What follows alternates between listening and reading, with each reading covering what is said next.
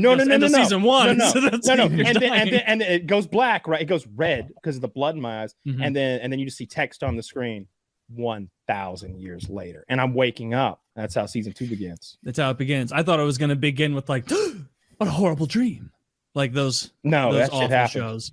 No, what's the name of a show that did that? I feel like that's the kind of knowledge you would have. Oh well, no, you got to go back to like the 90s TV shows, like not specifically Quantum Leap, but TV shows from that cut from that same cloth to get episodes where they actually just wake up.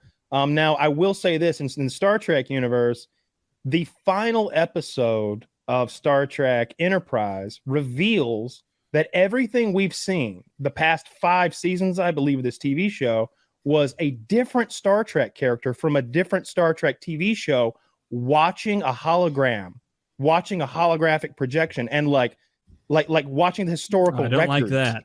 Because he's a couple hundred years ahead, right? So it's William Riker goes, that was great to see how things were back then. Well, back to fucking green bitches and running shit. And he just like walks off the holodeck, and you're like, bro, I don't know if I like that. Like, wait, so nothing was at stake? Well, it was all at stake, but they like kind of like back then. Yeah, that seems like they fumbled it.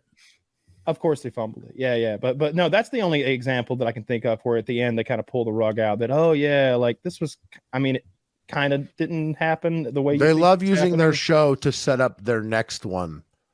Yeah. Well, see, they did it in reverse here though. This was reversed though. This was like Riker had been canceled for years, right? Like that uniform didn't fit. And you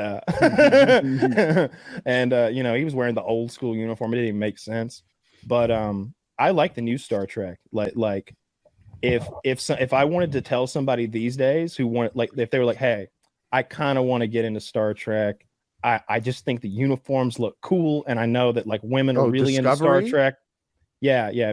No, absolutely not. Stay away from that. Stay away from that woke ass shit. Unless you're a lady or you know, another. But if you want to watch Star Trek Discovery, I would say that's more for ladies and others. So you're saying Picard? Oh, that's just a slap in the face to all of us as Star Trek fans. That is bottom 2 Star Treks ever. Maybe bottom Star Trek ever is Picard. It might be worse than Discovery because you take such beloved characters and like rub dirt and doo-doo on their face. It's like it's like if they did Lord of the Rings. It's like if they're like, we're making Lord of the Rings 2. Return of the King Part 2, and the like, I don't know, Arwen just gets like dirty dicked by some like goblins or something at the beginning. It's literally, it would actually be like if Lord of the Rings came back and you got to see Frodo's life, and everyone's like, fuck you, Frodo, can't believe what you did after the ring. And he's like, looks at the camera, he's like, you don't know what I did after the ring, do you? It was pretty bad. I don't want to get it.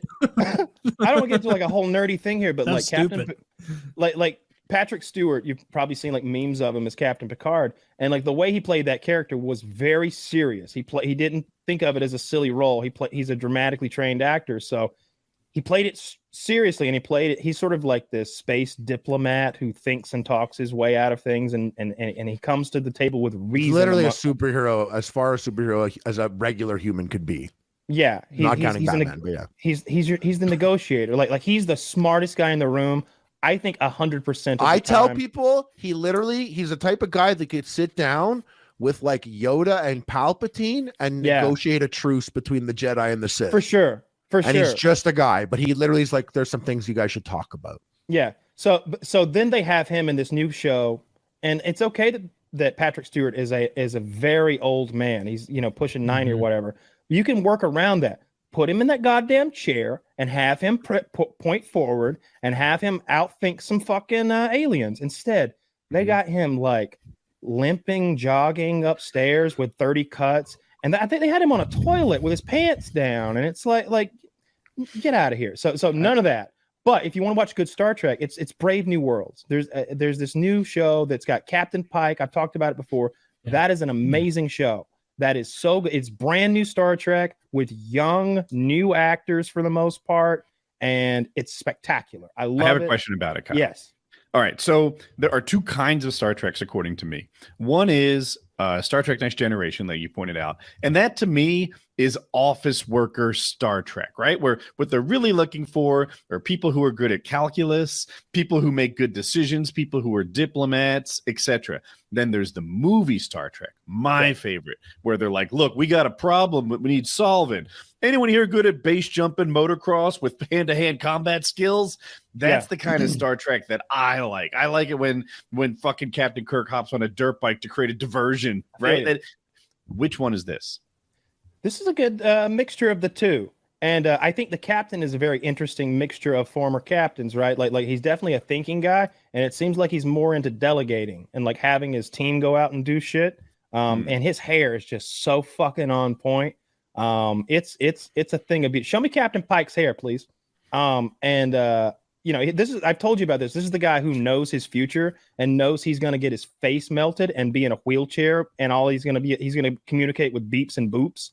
He's like R2D2 with an ugly face.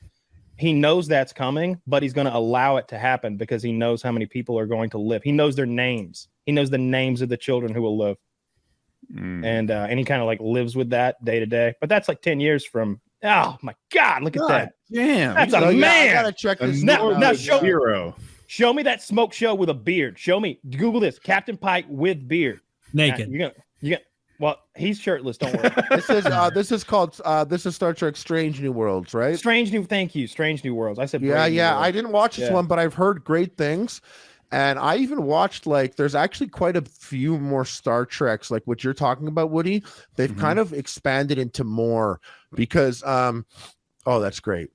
Could knock him what they out. did, like, when I first got Star Trek, like, I saw the trailer for the J.J. Abrams movie where the kid was, like, playing Beastie Boys and, like, driving in the old school car and the fast car, like, the cop super bike reaches up to him and the kid's like so fast in the car like shifting gears and he jumps out and the cop's like, what's her name? And he's like, my name's James Kirk. And James Tiberius Kirk. Yeah, I was like, this is sick. Cool, I'll check it out. J.J. Abrams gets things excited, gets me excited for things. Doesn't always see it to the end. But I saw that. I was like, oh, Star Trek's cool. I'm going to go check out Star Trek. I'm ready in my life to watch a mature space show, whatever it may be. No idea what it was. I put on Star Trek, the original series, and tried. I tried. This is the oldest one with Shatner. The oldest one, yeah. And it just was not for me. I couldn't do it. Everything about it to me sucked at the time. Then I went to Next Generation, and I actually couldn't do it. I didn't like Next Generation. And then my buddy I told him, I was like, I didn't like Next Generation. He's like, yeah, you have to start when Riker has a beard. If you're watching before Riker has the beard, you're there too early. So it's literally season 3 is where it finds its footing. And now if anyone ever wanted to watch, any of you fucking losers listening to this podcast right now, you want to watch it, but they're not fat. Go to you fit fucking, you know what? You're not fat, but you were always skinny. You're weak and you're you're deadlifting a bunch it doesn't matter, you little fucking pushover. You're still a skinny fucking weakling loser. You make me sick. You're a bitch, and I don't care if you don't like when I'm with your dribbly, watery cum loads. Yes, so true. This Next Generation, I use a watch list. Guy listening at home, use the watch list. Watch the best episodes, the best order if you want. Then you'll go back and watch a whole bunch. But I always loved Darmok and Jalada Tanagra. But long story short, that was a whole type of Star Trek. When the walls fell. And then Voyager and Deep Space, they're kind of like Next Generation. No, he's right. Temba, his arms wide. What's the next part? It was like something. His Shaka, when closed. The walls fell, Temba, his arms wide. Yeah. Anyways, it's a great episode. But then the other ones are kind of like that too.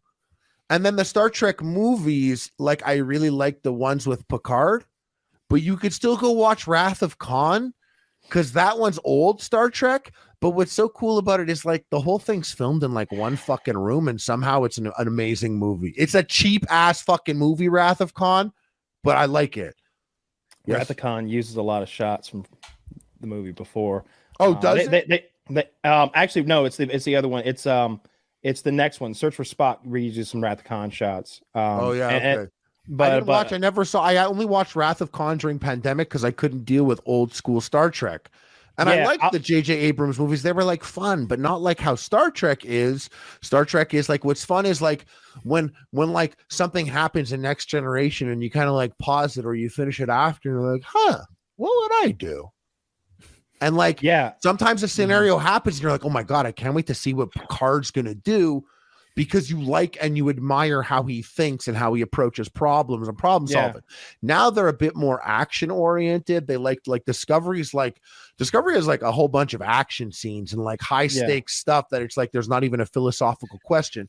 So it's like the philosophical Star Trek and then the action Star Trek. And I don't know where Strange New Worlds is at, but I watched Star Trek Prodigy, which was and I watched the first episode. I meant to go back, but I was like, oh, that was fun. Thing, right? Yeah. I was like, that was fun. It wasn't philosophical Star Trek. No, it was like the other one, but it was kind of fun. Star Trek is one of my areas of study. The original TV show is sort of unwatchable, in my opinion. It's worth going back if you admire things like the filming locations outside Los Angeles and noticing that's, hey, I've seen Little House on the Prairie. They just put aluminum foil on the rocks. Like, I've been there. Like, we shot my stupid YouTube video out there. Everything's shot out there on those fucking rocks. They just throw aluminum foil on it. So it's almost unwatchable. The one I mentioned, Strange New Worlds, I believe, they bring the Gorn back, who is that laughable enemy from 1969, that man in the green rubber suit. The Gorn are the scariest fucking thing in this new show. Like, they use human bodies to they put their eggs in them. It sounds like they rape people with their egg sacs or something. They sort of dance around exactly what they're going to do to these people. But like, there's one person who was like the only survivor from a Gorn attack, and she's got like PTSD and she gets all shaky when they deal with them. And anytime they deal with them, it's just life or death. It's not like, I don't know, well, fire the phasers. It's like, run into the sun, fly into the sun. They literally fly into the sun. Like, deeper. It's like one of those submarine movies where they got to go deeper. They're doing that, but with the fucking sun, because the Gorn are after them. It's that scary. And no, I like that one a lot. Next Generation, like you said, very philosophical. The Drumhead is one of the better episodes. That's when they bring aboard this like Federation prosecutor, and she's looking for fucking malfeasance. There's like an accident aboard, and the it was an accident isn't good enough. She's like, oh, conspiracy is afoot, and she like infects the security officer. She's like, Worf, I need you to be in charge of this investigation. There are saboteurs afoot, and all of a sudden it gets very militarized, and Picard's being squeezed out because she's called 3 admirals, and they're going to have a big like military like tribunal or whatever, and she's over there all hoity-toity. And Picard just walks in front of him. No. And just fucking lays it out there. Just lays it down. Brings up these historical references and fucking points fingers and hurts feelings. And when it's done, she's a jabbering mess. And all the admirals walk out of the room without she's disgraced. Everybody walks out. Is this Next Generation? The Next Generation, yeah. And Worf is like an Uruk-hai, by the way. So if you put him in charge of security, that's cool. But now imagine your Uruk-hai is like trying to lead everything. Yeah, he apologizes to Picard after that one. He apologizes. Oh yeah, because he's a half elf, half Uruk-hai. It's true. He apologizes twice. He apologizes another time. When Data has to take command. He like speaks out of turn in front of the crew, and Data takes him in the back, and he's like, if you can't perform your duties, I'm gonna relieve you of your of them. You know, he's like, well, what have I done wrong? He's like, you question my orders in front of the crew, you'd never question Captain Picard's orders in front of the crew. Not like that, you wouldn't. And he's like, God damn it, you're right, Data. I'm sorry. Data's like a break. That's like a breakout character. Data goes, I hope this hasn't ruined our friendship, Mr. Worf. And Data goes, it is I who endangered our friendship. And they like bro out so hard that you know that they've coalesced so much now that when they go back out into that room, we're all working now. I love that shit. I love